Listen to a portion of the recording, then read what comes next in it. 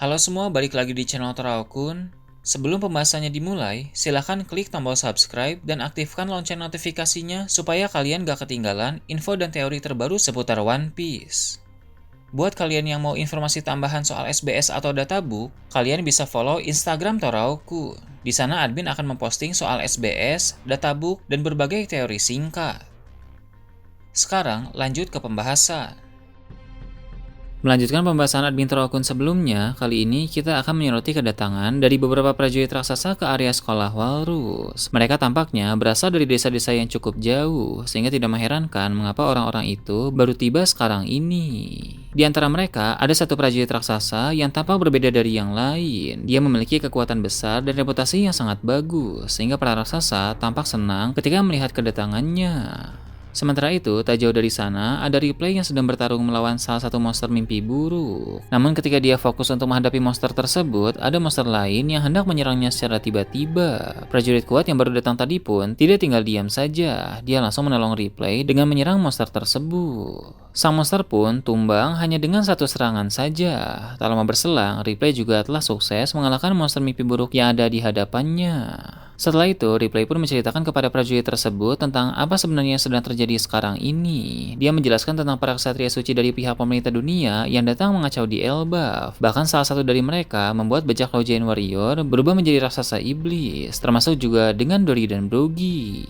Dengan begitu, kini dua kapten legendaris itu pun sudah menjadi musuh bagi bangsa Elbaf. Mendengar hal tersebut pun membuat sang prajurit kuat itu menjadi cukup sedih, karena dari dulu dia sangat mengidolakan sosok Dory dan Brogy. Kilas balik singkat pun diperlihatkan ketika prajurit tersebut masih anak-anak dulu. Dia sedang menonton Dory, Brogy, dan Harald yang tengah giat berlatih. Dia mengagumi mereka semua dan ingin menjadi sekuat mereka jika sudah dewasa nanti. Jadi tak heran saat ini raksasa tersebut menjadi sedih ketika mendengar bahwa Dory dan Brogy telah diubah menjadi pasukan iblis oleh pihak musuh. Kemudian dari kejauhan, dia pun memandang ke arah Im Sama yang sedang melayang di udara. Berdasarkan cerita Ripley tadi, prajurit itu tahu bahwa sosok yang sedang melayang itulah yang telah mengubah Dory dan Brogy menjadi raksasa iblis. Im Sama memang memiliki aura yang luar biasa, sehingga tak sulit untuk mengerti bahwa dia adalah bos dari para musuh. Namun, Ripley mengingatkan prajurit itu untuk tidak terburu-buru menyerang sosok tersebut, sebab tadi Ripley sudah melihat sendiri seberapa menakutkannya kekuatan yang dia miliki, sehingga berbahaya bila menghadapinya secara langsung.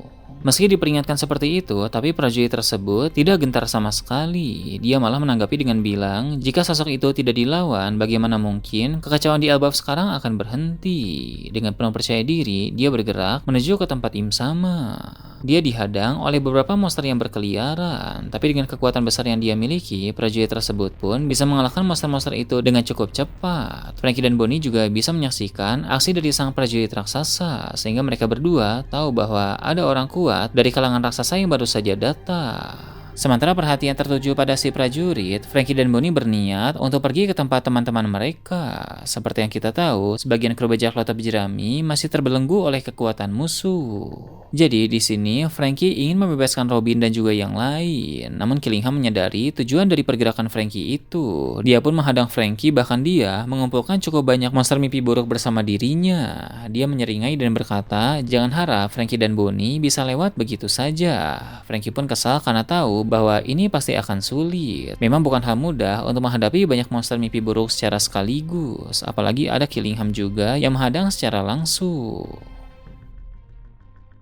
Beralih ke tempat lain yang jauh dari sana, ditampilkan Mary Joyce yang sedang kacau. Kali ini kita akan menyoroti pertarungan Karasu melawan salah satu ksatria suci. Di sana, Karasu menggunakan kekuatan buah iblisnya untuk menciptakan burung gagak dalam jumlah yang sangat banyak. Sebagian dari burung gagak itu menyerang sang ksatria suci secara terus-menerus. Sementara fokus sang ksatria suci itu teralihkan, sebagian burung lainnya masuk ke dalam kastil Pangia. Karasu sangat hebat dalam memanfaatkan kekuatan dari buah iblisnya, karena burung-burung gagak dari jelaga itu bisa dipakai untuk mengintai. Jadi Karasu dapat mengetahui apa saja yang ada di dalam sana. Entah ini karena dia bisa menciptakan semacam koneksi penglihatan dari para burung gagak itu, atau dia memadukan kekuatan buah iblisnya dengan Kenbunchaku Haki untuk merasakan area tempat di mana burung-burung gagak itu berada. Jadi jelas kemampuan Karasu ini memang sangat menarik. Dengan mengintai bagian dalam kastil Pangea, dia pun mengetahui bahwa para Tenryubito telah dievakuasi ke dalam salah satu ruangan yang ada di sana. Selain itu, Karasu juga tahu bahwa Gorosei Warkuri sedang berjaga di area tahta kosong. Namun Warkuri segera menyadari bahwa burung-burung gagak yang masuk itu adalah ulah musuh. Warkuri pun memakai Hoshoku Haki untuk menumbangkan para burung gagak tersebut. Walau burung gagak Karasu itu sejatinya bukan makhluk hidup karena tercipta dari jelaga, tapi Hoshoku Haki tetap bisa mengatasinya. Sebab para burung gagak itu dihasilkan dari kekuatan buah iblis. Seperti yang kita tahu, Haki memang menjadi senjata pamungkas untuk menangani kekuatan buah iblis. Setelah menumbangkan para burung gagak itu, Warkuri pun bicara sendiri dengan berkata bahwa waktu untuk beraksi sudah semakin dekat. Sedangkan untuk para burung gagak yang masuk ke dalam ruangan tempat Tenryubito dievakuasi, disadari oleh Ksatria Suci yang berjaga di sana. Mereka pun segera menyerang burung-burung gagak itu dengan serangan yang skalanya tidak terlalu besar, agar tidak menghancurkan ruangan para Tenryubito. Serangan itu mampu mengatasi burung gagak milik Karasu, tapi hal itu membuat para Tenryubito yang tadinya sudah cukup tenang, malah menjadi panik lagi karena kekuatan musuh sudah menjangkau tempat mereka berada saat ini. Para Ksatria Suci di sana pun menjadi kesal karena keadaan kembali menjadi ricuh. Salah satu dari mereka pun mengeluh sebab pertempuran di luar tidak kunjung berakhir juga. Dia sangat ingin melibatkan diri dalam pertempuran di sana, tapi sayangnya dia malah diberi tugas berjaga di dalam kastil. Berpindah ke tempat lain yang juga dilanda pertempuran besar, Pulau Hachinosu diperlihatkan. Kali ini kita membahas tentang Lakiru. Sebelumnya, Lakiru bertarung melawan Komandan Titan Kurohige yang bernama Vasco Shoot. Dalam pertarungan itu, Lakiru mampu untuk unggul. Teknik-teknik yang dia miliki baik haki, skill menembak, dan kecepatan pergerakan mampu mendesak Vasco Shoot di sana. Tapi ketika Lakiru sudah ingin mengalahkan orang itu, Dokyo muncul di tempat mereka bertarung. Sang dokter dalam bajak laut Kurohige itu pun melempar apel-apel yang bisa meledak, lalu membawa Vasco Shoot pergi dari sana. Meski begitu, dengan Kenbushoku Haki, Lakiru mampu menemukan mereka berdua. Begitu Lakiru tiba di lokasi, Vasco Shoot sudah bisa bertarung lagi walau kondisi fisiknya tidak seprima sebelumnya. Hal itu diakibatkan oleh obat yang diciptakan dari ramuan aneh milik Dokyu. Mungkin saja ramuan pemulihan instan semacam itu akan memiliki efek samping ke depannya nanti.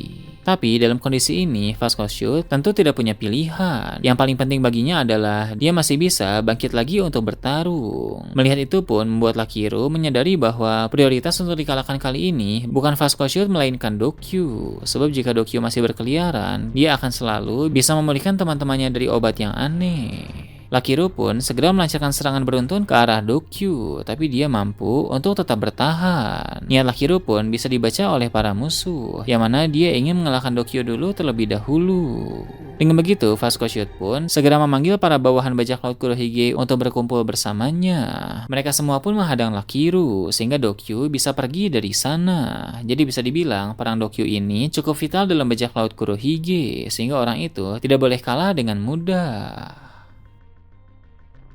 Sementara Lakiru menghadapi Vasco Shoot yang ditemani oleh para bawahannya, di lokasi berbeda, ada pertarungan menarik yang lain. Kuzan sedang bertarung melawan kru inti dari bajak laut Akagami, yang terdiri dari Yasop, Bong Punch, dan Monster. Awalnya, setelah Kuzan terpisah dari battle royale-nya melawan Ben Beckman dan Kizaru, dia hanya menghadapi Bong Punch dan Monster saja. Tentu dalam pertarungan itu, Kuzan mampu mengungguli mereka berdua, namun Yasop datang membantu sehingga pertarungan berjalan dengan lebih sengit. Walau Yasop tidak sekuat Ben Beckman, tapi Kuzan bisa memahami bahwa kemampuan dari sang penembak jitu bajak laut Akagami itu tidak dapat diremehkan. Di sana, Kuzan mengalami beberapa luka akibat Yasop, tapi Yasop, Bong Punch, dan Monster terluka juga karena serangan Kuzan. Setelah beberapa waktu mereka bertarung, Kuzan akan melancarkan teknik serangan yang kuat. Dia membentuk esnya menjadi burung dengan ukuran yang sangat besar. Ini mungkin salah satu jurus andalan Kuzan pada masa lalu, karena jurus ini berkaitan dengan julukannya saat masih menjadi admiral dulu. Seperti yang kita tahu, Kuzan disebut sebagai Aokiji yang berarti burung biru. Setelah membentuk burung esnya yang sangat besar, dia pun menyalurkan Bushoshoku Haki yang kuat di sana lalu melesatkannya ke arah Yasop, Bong Punch, dan Monster.